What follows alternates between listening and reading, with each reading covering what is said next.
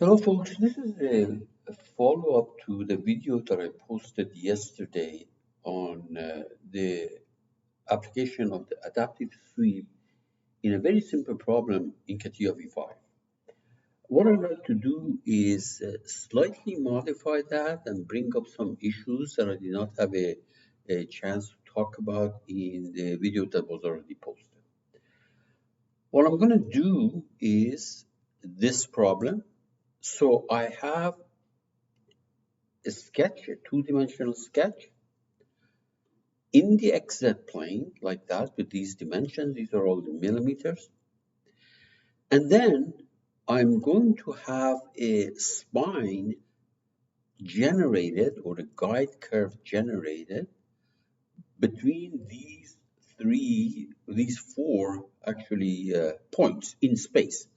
Now, if you look at this thing carefully, you notice that the first three are on a line, obviously, but the coordinates of the fourth one is so that actually this becomes, if we did the spline, it becomes a three-dimensional curve. It is not a two-dimensional sketch that I did in the previous video, okay?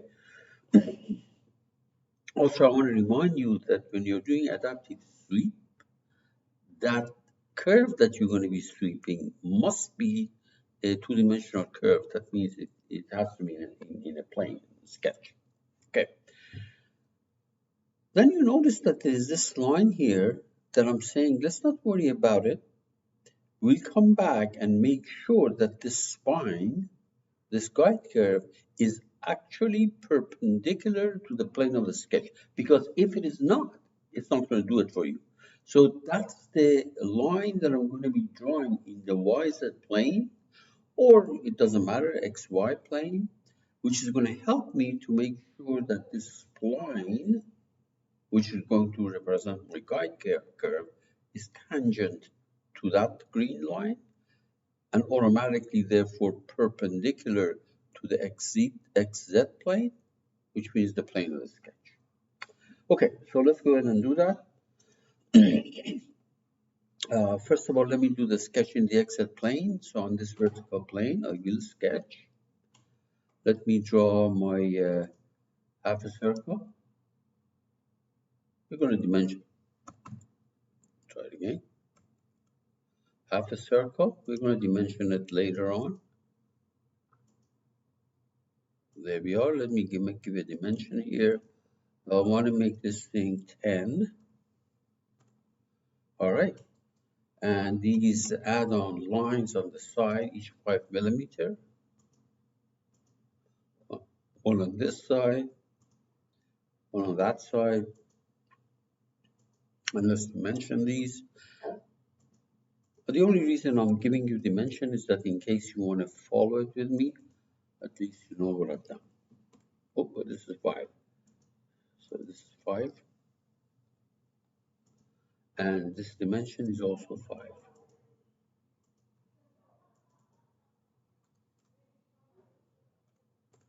Okay, also the distance from this point to that line is 50. That's what I've selected for my dimension, 50. Very good, exit. Then I'm going to create 4 points, and the 4 points have these coordinates that you see here. So let me start with point, coordinate 0, 0, 0. Next one is going to 0, 50, 0.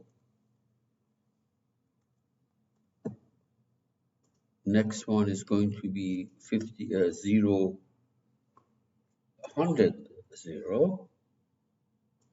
And this last one is going to have weird numbers because I want to make this thing go off that plane that you see there. So I want to make that thing to be, as I pointed out, 10 in X, 150 in Y, and 20 in Z. 20 in Z. And done. So these 4 points do not lie in the same plane. Let me go ahead and also draw that line as a sketch in, for example, XY plane or XZ plane. It really doesn't matter. So I'm gonna go to the XY plane and sketch a line. That's that green line that I'm trying to do. Let me see now. We want the green line in this direction. Okay. So let me look at the uh, view from the top. So here is the line. That green line is going to start here and go there. The length of it doesn't matter. There we are. So at some point, I'm going to come and say this spline through these 4 points is going to be tangent to that. Not initially. I'm not going to do that initially. Okay. So let me go to the spline. Let me find the spline icon right there. And I select these 4 points that I selected. Point 1, point 2, point 3, point 4. And say, okay, and notice that this is not a two-dimensional sketch, two-dimensional uh, curve. It's a three-dimensional curve. You can see that. Now, I then go to the surfaces toolbar, and over here, third one on the left, there's a sweep, and there is the adaptive sweep. You click on the adaptive sweep, and I'm gonna select the guide curve. Here's the guide curve, which automatically is picked as a spine. I didn't do that. It's taken as spine. And I didn't do anything with the reference surface. It's selected automatically. And the sketch is going to be that sketch. And wait for the error message. Never mind about this. It's not an error message. It's just a warning doing something. And I say, okay, go ahead and do it. Do it. It's going to come back and say, I can't do it because your spine is not normal to the sketch that you drew. That's what I was talking about. Error detected. Say, okay, let me cancel. The question is, how do I make this thing normal to that vertical plane XZ? One way is to make sure that that spline or that guide curve is tangent to that line that I drew, that sketch that I drew. So how do I do that? Let me go back to my spline, and here's what happens. Remember, this first point was the one right there. If I select the first point and I select this line, it will make this spline tangent to that.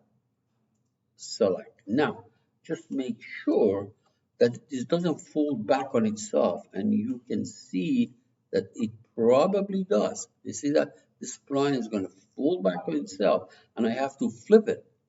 You'll see why, because this is not going to do it. I'm going to come and flip this. This is not right. I'm going to flip the direction because this spline is going in and then coming back tangent, but from the other side. But that's okay. Let's leave it the way it is. No problem. All right. Now we're going to try to do the adaptive sweep. Adaptive sweep, the guide curve, the sketch. Ignore that and let it do it. You see, it's going to do some crazy thing like that. It goes back and then follows the guideline. I don't want that. So cancel that. Let me go to that spline, zoom in carefully, and there's an arrow here that I want to flip it. On the first one, there's an arrow that I want to flip it. It did flip it. You can, the arrow points the other way. And now let's go ahead and do that. So we're going to do adaptive sweep, the guide curve, the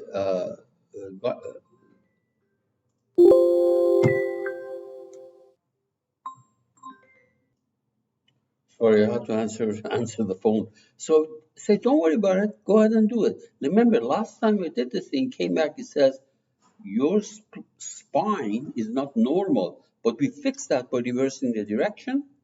Say, okay. All right, now let's preview it. Sure, it did it. You can see that. Now, but that is, you might say, well, this is not adaptive sweep. Now, here is what I did in the previous video.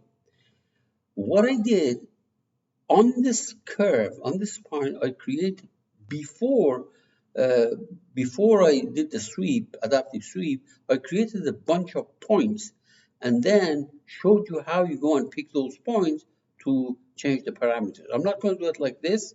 Here's what's going to happen. Look, I'm going to do it differently. I didn't create the point, and I don't want to use these points. I can do it, but I don't want to use it. So you select this yellow thingy, move it to some location that I want. For example, this location. Right click, create a section here. So automatically it creates a point right there.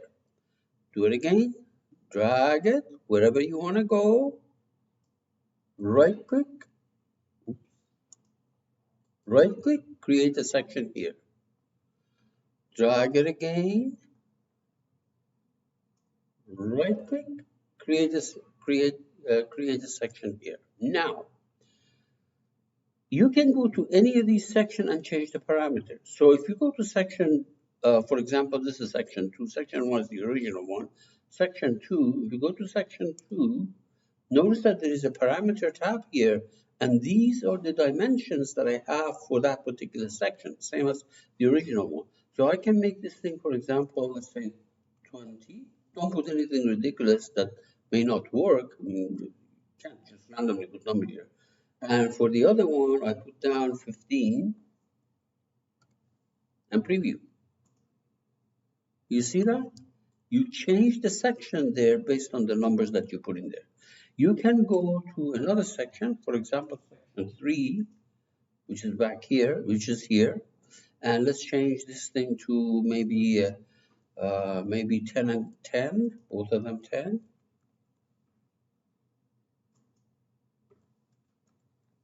Preview. Okay. And maybe go to the last one being section 4, and which is at the very end. Maybe I'll change this thing to, I don't know, maybe 5,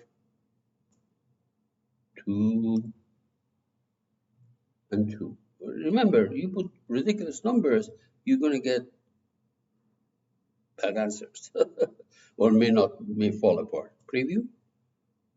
There we are. So one thing I showed you in this video, follow-up video, is that the spine, which is this spline, does not have to be a two-dimensional sketch.